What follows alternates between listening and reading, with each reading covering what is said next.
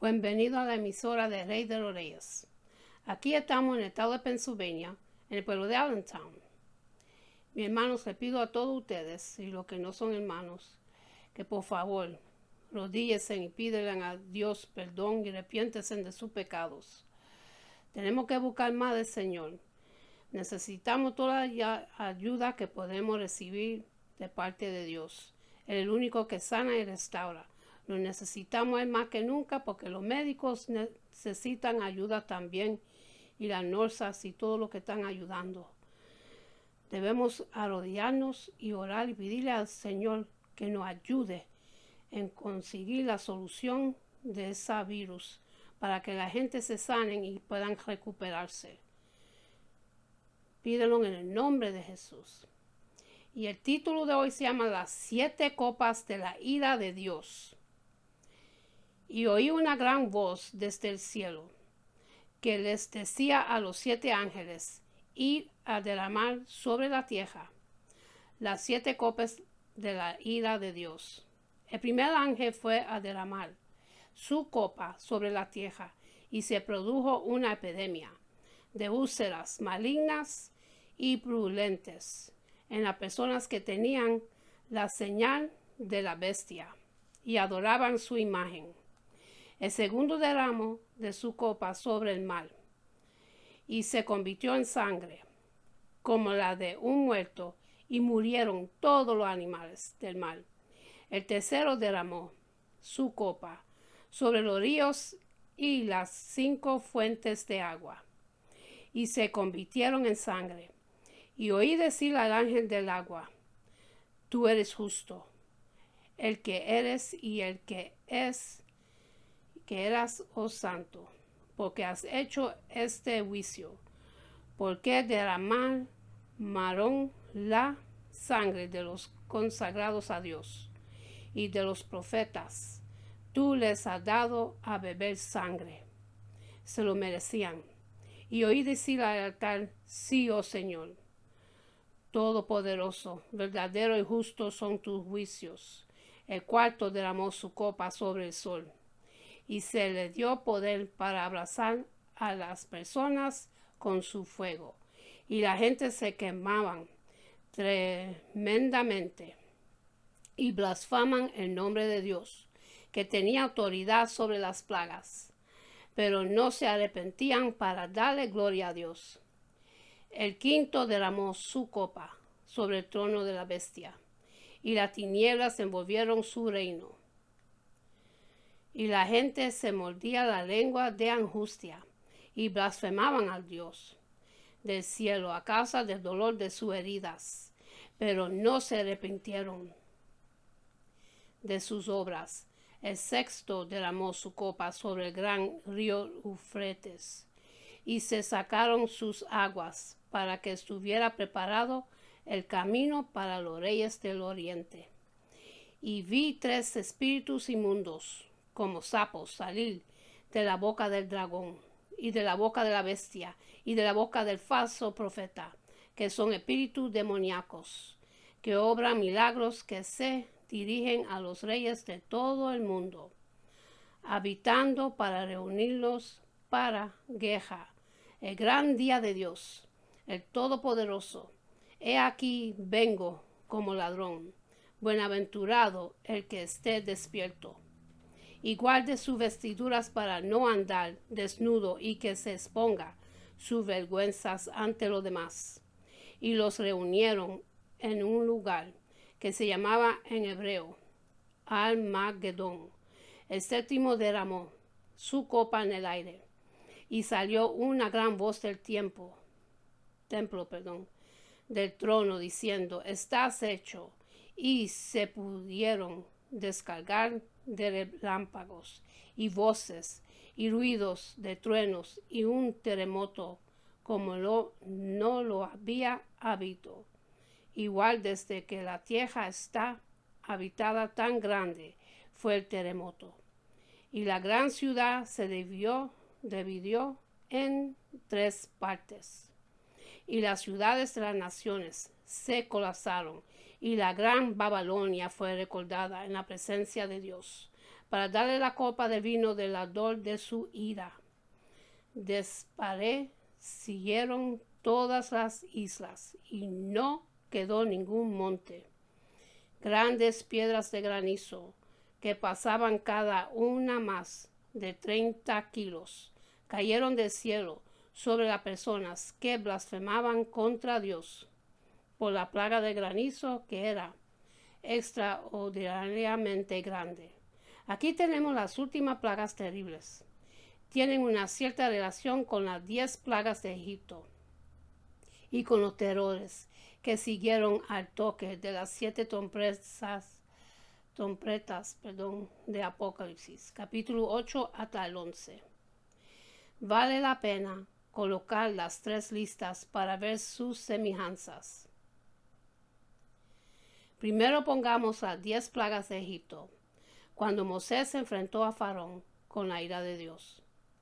El agua se convierte en sangre. Éxodo capítulo 7, versículo 20 hasta el 25. Los sapos o ranas. Éxodo capítulo 8, versículo 15, 5 hasta el 14. Los piojos. Éxodo capítulo 8, versículo 16 hasta el 18. Las moscas. Éxodo capítulo 8, versículo 20 hasta el 24. La plaga del ganado. Éxodo capítulo 9, versículo 3 hasta el 6. Las úlceras y el sarpullido. Éxodo capítulo 9, versículo 8 hasta el 11. El trueno y el granizo. Éxodo capítulo 9, los versículos 22 hasta el 26. Las langostas. Éxodo capítulo 10, versículo 12 hasta el 19. Las tinieblas. Éxodo capítulo 10, los versículos 21 hasta el 23. La muerte de los primogénitos. Éxodo capítulo 12, versículo 29. Segundo, pongamos la lista de los terrores que siguieron al toque de las 7 trompetas. La caída del granizo, el fuego y la sangre, por lo que la tercera parte de los árboles y de las plantas se secaron. Apocalipsis capítulo 8, versículo 7. La montaña llenamente arrojada al mar, haciendo que la tercera parte se vuelva sangre. Apocalipsis capítulo 8, versículo 8. La caída de la estrella ajeno en el agua, haciéndolo amarga y venenosa. Apocalipsis capítulo 8, versículo 10. La heredad a la tercera parte del sol, la luna y las estrellas, haciendo que todo se oscurezca. Apocalipsis capítulo 8, versículo 12. La llegada de la estrella que abre el pozo del abismo, del que sale humo que produce las langostas demoníacas. Apocalipsis capítulo 9, versículo 1 hasta el 12. Se desatan los 4 ángeles que estaban atados en el Eufrates. Y la llegada de la caballería demoníaca del oriente. Apocalipsis capítulo 9, los versículos 13 hasta 21. El anuncio de la victoria final de Dios y de la ira rebelde de las naciones. Apocalipsis capítulo 11. Tercero, los terrores de este capítulo. La epidemia de las úlceras purulentas a las personas. Apocalipsis capítulo 16, versículo 2. El mar se pone como la sangre de un muerto. Apocalipsis capítulo 16, versículo 3. Los ríos y las fuentes se convierten en sangre. Apocalipsis capítulo 16, versículo 4. El sol se vuelve abrasador. Apocalipsis capítulo 16, versículo 8. Las tinieblas cubren el reino de la bestia y su agonía. Apocalipsis capítulo 16, versículo 10. Se seca el Eufrates para abrirles el camino. a los reyes del oriente. Apocalipsis capítulo 16, versículo 12. La contaminación del aire y los terrores que la acompañarán en la naturaleza, el trueno, el terremoto, el rayo, el granizo. Apocalipsis capítulo 16, versículo 17 hasta 21. Es fácil ver las cosas que tienen en común. Estas listas, el granizo, las tinieblas, las aguas que se vuelven sangre, las heridas, úlceras, la llegada de las hornadas, de más allá del Eufrates. Pero en el Apocalipsis se halla esta diferencia entre los terrores que siguen a las trompetas y los que siguen al derramar de las copas. En los primeros, la destrucción es siempre limitada. Por ejemplo, a una tercera parte de la tierra, pero la destrucción posterior es completa para los enemigos de Dios. En esta serie final de terrores, Juan parece haber reunido los horrores de todas las historias de la ira de Dios, lanzándolos sobre el mundo impío en un último diluvio de desastres. Los terrores de Dios. La voz del templo es la voz de Dios mandando sus mensajeros angélicos con sus terrores a la humanidad. El primer terror es el de la plaga de úlceras malignas y purulentas. La palabra es la misma que se usa para describir los granos y las llagas de la plaga de Egipto. Éxodo capítulo 9, los versículos 8 hasta el 11. Los dolores que siguen a la desobediencia a Dios. Deuteronomio capítulo 28, versículo 35. La llaga maligna de Ob. Ob capítulo 2, versículo 7. El segundo terror es la conversión de las aguas del mal en sangre. Este y el terror siguiente, la conversión de los ríos y las fuentes en sangre. Recuerda la plaga de Egipto, cuando el agua del Nilo se volvió sangre. Éxodo capítulo 7, los versículos 17 hasta 21. Puede ser que la idea de un mal de sangre, la venidera a Juan en Patmos, debe de haber visto a menudo el mal como sangre a la luz del sol poniente. En el pensamiento hebreo, todas las fuerzas naturales, el viento, el sol, la lluvia, las aguas, tenían sus ángeles. Estos ángeles eran servidores de Dios, a cargo de los diversos departamentos de la naturaleza. Puede que se crearía que el ángel de las aguas se había enfadado a ver que las aguas se volvían sangre, pero hasta él admitía la justicia de la acción de Dios. En el versículo 6 se hace referencia a la persecución en el Imperio Romano. Los consagrados a Dios son los miembros de la Iglesia cristiana. Los profetas no son del Antiguo Testamento, sino los de la Iglesia cristiana. En el 1 de Corintios, capítulo 12, versículo 28, el libro de Hechos, capítulo 13, versículo 1, y Efesios, capítulo 4, versículo 11, que siendo responsables de la Iglesia eran siempre los primeros en sufrir en tiempos de persecución el sombrío castigo de los que han derramado la sangre de los dirigentes y de los miembros de la Iglesia es que se encontrarán sin agua y no tendrán más que sangre para beber. En el versículo 7, la voz del altar alaba la justicia de los juicios de Dios. Esta puede que sea la voz del ángel del altar, porque el altar también tenía su ángel. O puede que quisiera decir que el altar del cielo es el lugar donde las vidas de los mártires y las oraciones del pueblo de Dios se le ofrecen como sacrificio. Y la voz del altar puede que sea, por así decirlo, la voz de la iglesia doliente y oriente de Cristo, alabando la justicia de Dios cuando su ira sobre sus perseguidores. El cuarto tejol es el calor abrasador del sol. El quinto, la llegada de las tinieblas empresas, reminiscencias de las que cayeron sobre Egipto. Éxodo capítulo 10, versículo 21 hasta el 23.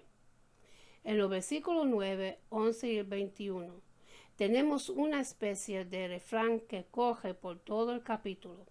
Las personas a las que les caían estos terrores maldecían a Dios, pero no se arrepentían, insensibles tanto a la bondad como a la servilidad de Dios.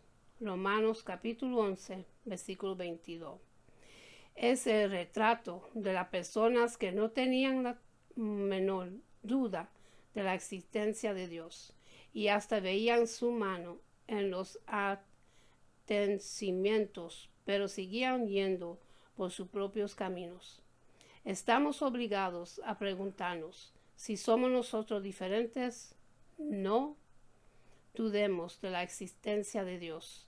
Sabemos que Dios está interesado en nosotros y en el mundo que Él ha hecho. Somos conscientes de las leyes de Dios, conocemos su bondad y sabemos que el pecado tiene su castigo. Y sin embargo, una y otra vez seguimos nuestro propio camino. Las onadas del oriente. Aquí se nos pinta el cataclismo que se produce cuando se seca el Éufrates, dejando expedido el camino para la invasión de los hordas orientales. Una de las características curiosas del Antiguo Testamento es el número de veces que el sacarse las aguas se presenta como una señal del poder de Dios. Así sucedió en el Mar Rojo. El Señor hizo que el mar se retirara y quedara como tierra seca. Éxodo capítulo 14, versículo 21. Y otra vez el Jordán, cuando el pueblo pasó por el caos seco. Josué capítulo 3, versículo 17.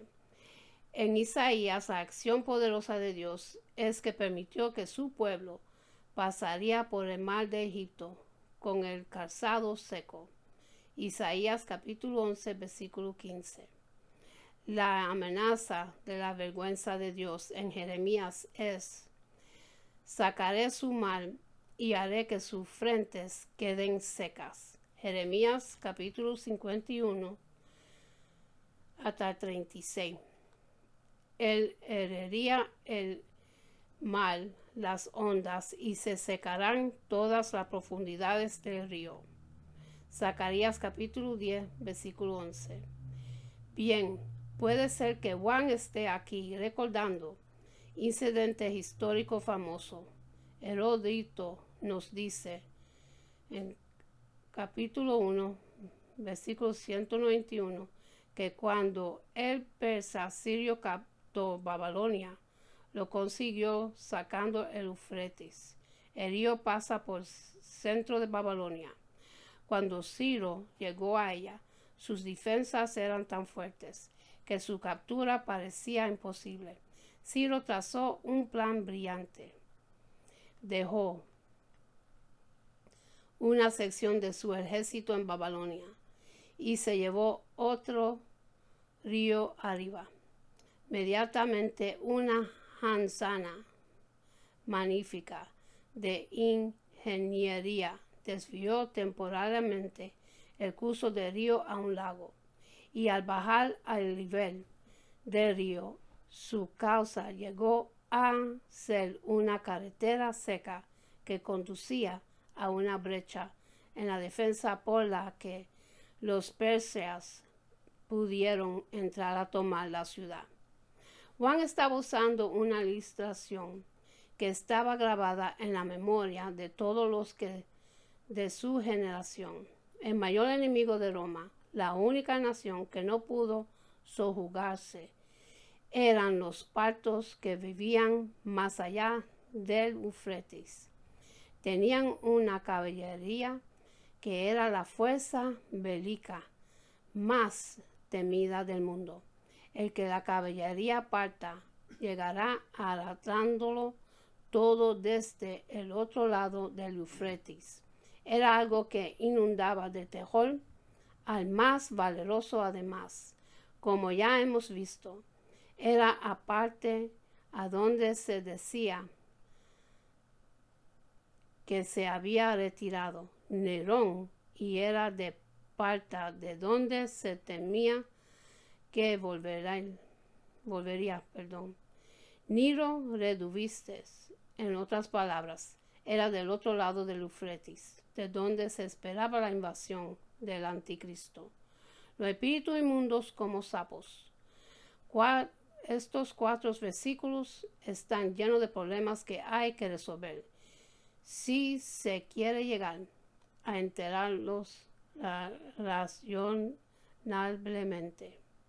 3 espíritus inmundos como sapos salieron de la boca del dragón, la bestia y el falso profeta. En griego hay aquí una especie de juego de palabras. Los espíritus inmundos salieron de la boca de las fuerzas malignas. La boca es el órgano del hablar y el hablar es una de las fuerzas más influentes del mundo. Ahora bien, la palabra para espíritu es neuma, que quiere decir también aliento.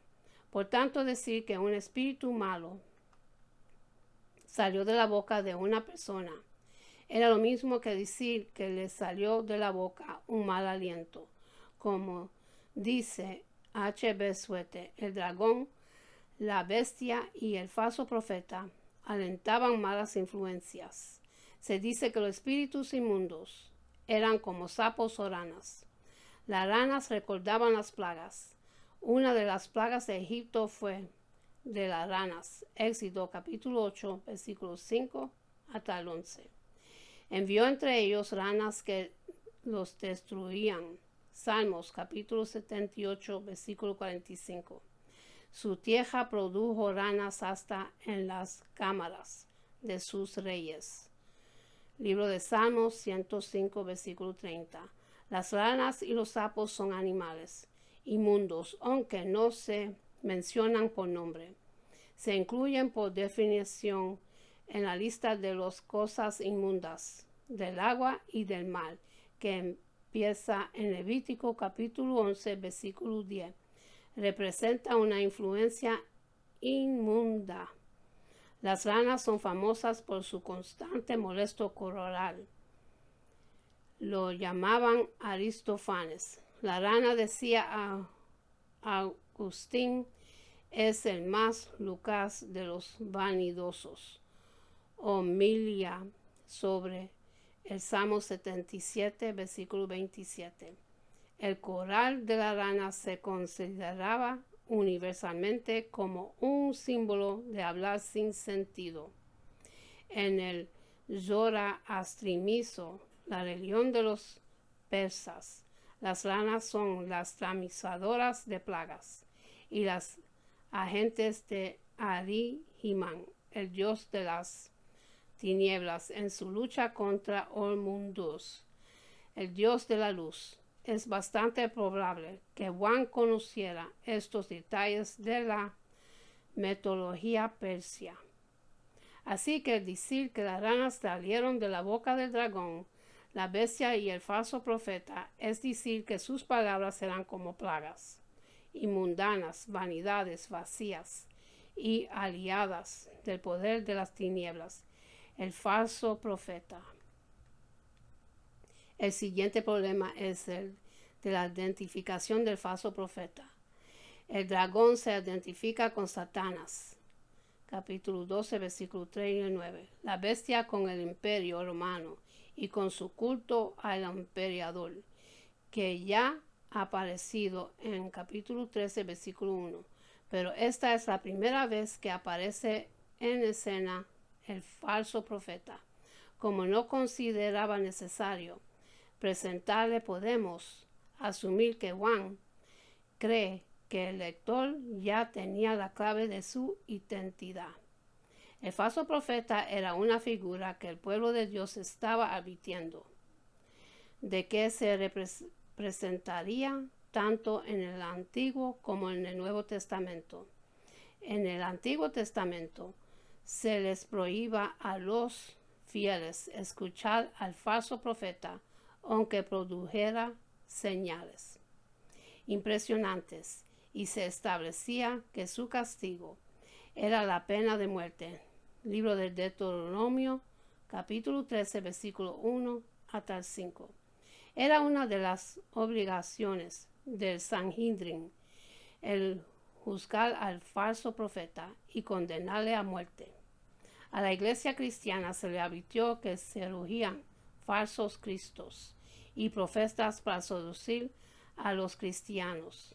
El libro de Marcos, capítulo 13, versículo 22. Dice que de estos falsos profetas, que su nombre abarca a toda una clase: magos, impostores, fanáticos, engañadores y engañados, considerados como personas que interpretaban falsamente la mente de Dios. La verdadera religión no tiene peor enemigos, ni Satanás mejores aliados. El falso profeta se menciona aquí y en capítulo 19, versículo 20 y el capítulo 20, versículo 10. Si ponemos juntos estos pasajes, encontramos la clave de su identidad.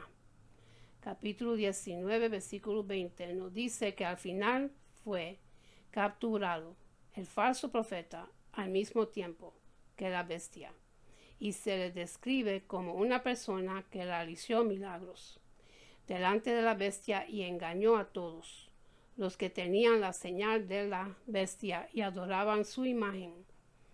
En el capítulo 13, versículo 13, tenemos una descripción de la segunda bestia, la que surgía de la tierra. Se dice que hace grandes maravillas y que engaña a los habitantes de la tierra por medio de los milagros que se le concede hacer en presencia de la bestia, es decir, las obras del falso profeta y las de la segunda bestia son idénticas.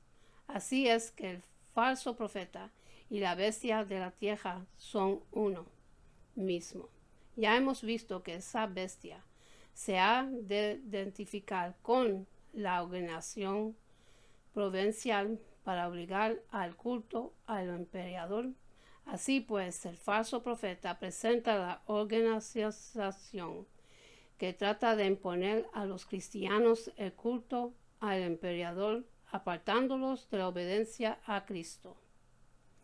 Una persona que trata de introducir el culto a otros dioses y de hacer que los cristianos hagan componendas con el Estado o con el mundo, que trata de apartar del culto exclusivo al único Dios, es un falso profeta.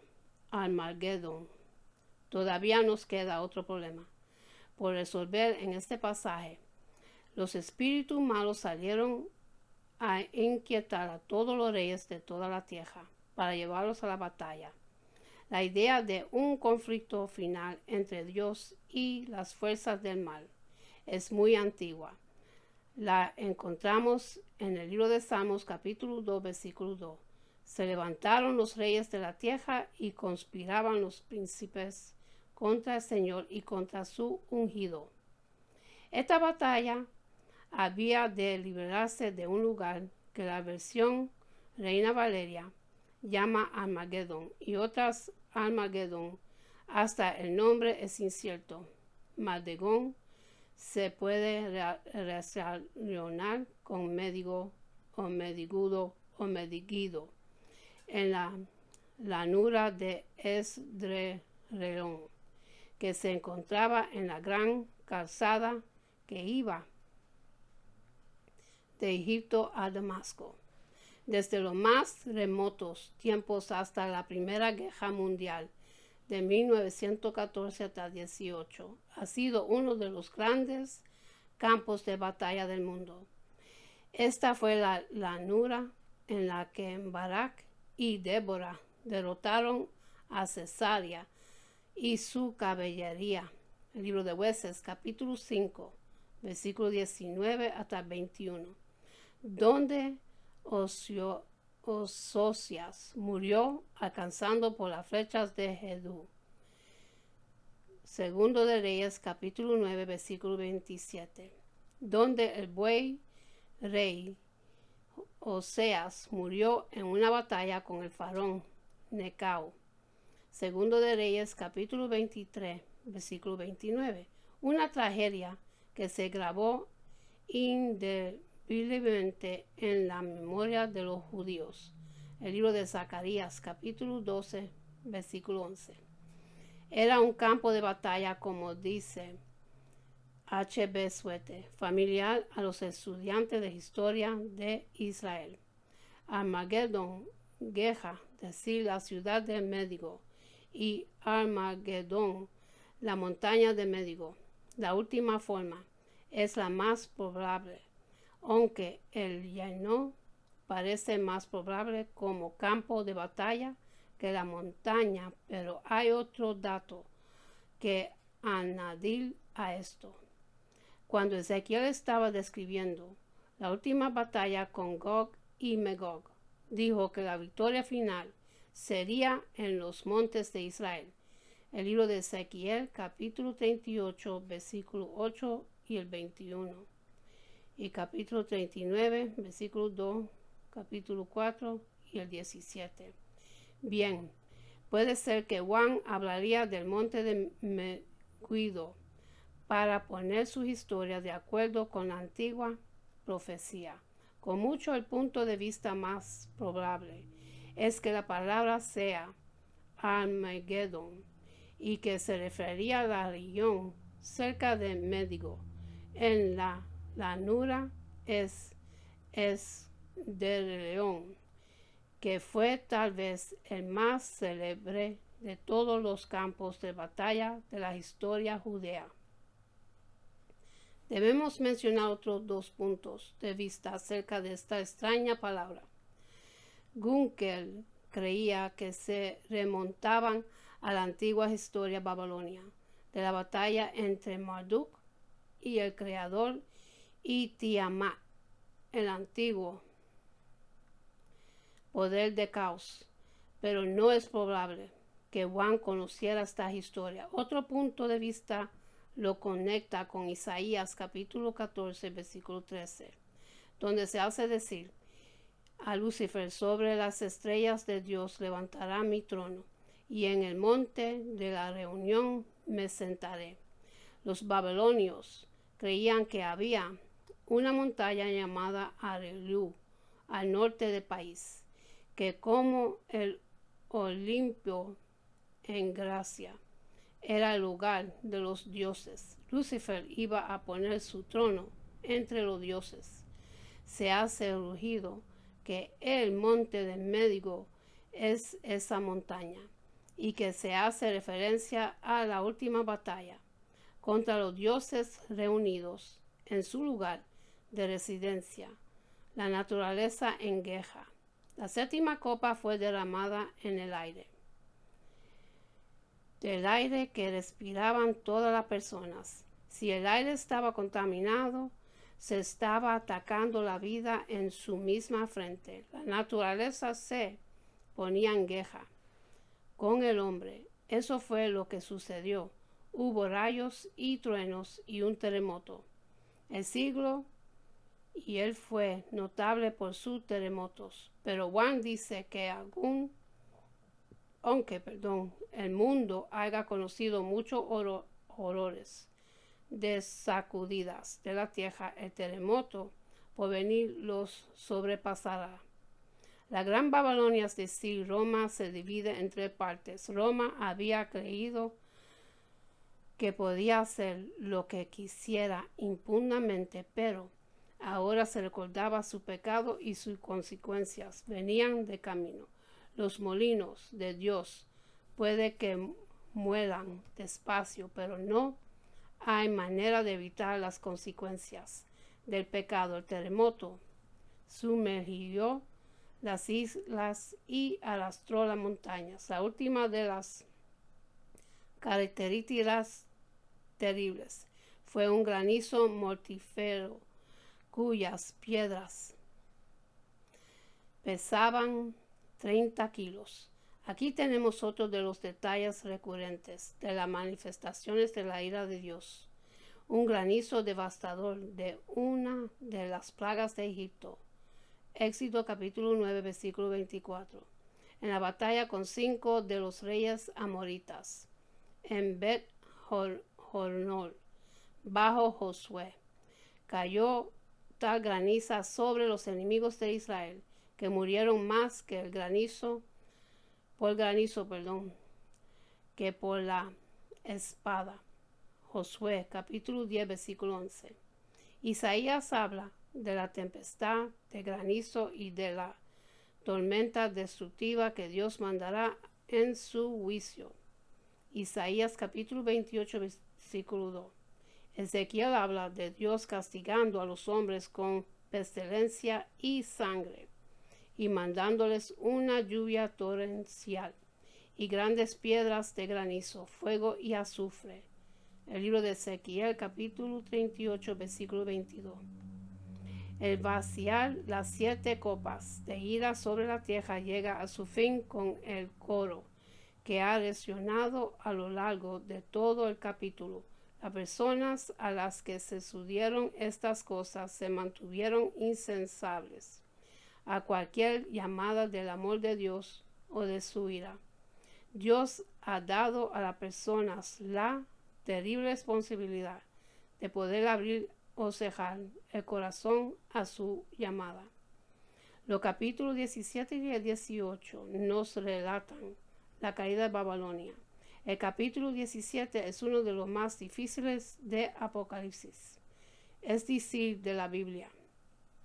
La mayor manera de estudiarlo es primero leerlo en su conjunto, luego hacer ciertas identificaciones generales y ver así las líneas generales de pensamiento que hay en él, y finalmente estudiarlo en detalle.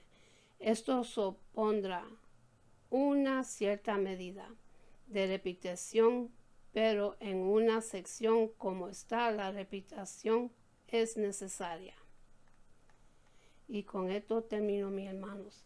Y para los que quieren recibir a Jesucristo en su corazón, para que su nombre esté escrito en el libro de la vida, repitan conmigo la oración de salvación y dice así: Padre Celestial, en el nombre de Jesús, yo me arrepiento de mis pecados y abro mi corazón para que Jesús venga dentro de mí. Jesús, tú eres mi Señor y Salvador. Creo que moriste por mis pecados y se levantó de los muertos. Lléname con tu Espíritu Santo. Gracias al Padre por salvarme. En el nombre de Jesús. Amén. Y en cerrar voy a hacer una oración que para bendición del pueblo de Dios para cada uno de ustedes. Se consigue en el libro de Números capítulo 6, versículos 24 hasta 26. Dice así: Jehová te bendiga y te guarde. Jehová haga resplandecer su rostro sobre ti y tenga de ti misericordia. Jehová hace sobre ti su rostro y ponga en ti paz. Con esto termino, mis hermanos. Que Dios me los bendiga, me los guarde, que tengan una buena noche y un buen amanecer. Y acuérdense en darle gracias a Dios por otro día más de vida. Y busquemos de Dios, mis hermanos, que estamos viviendo los últimos tiempos. Y hasta la próxima. Amén.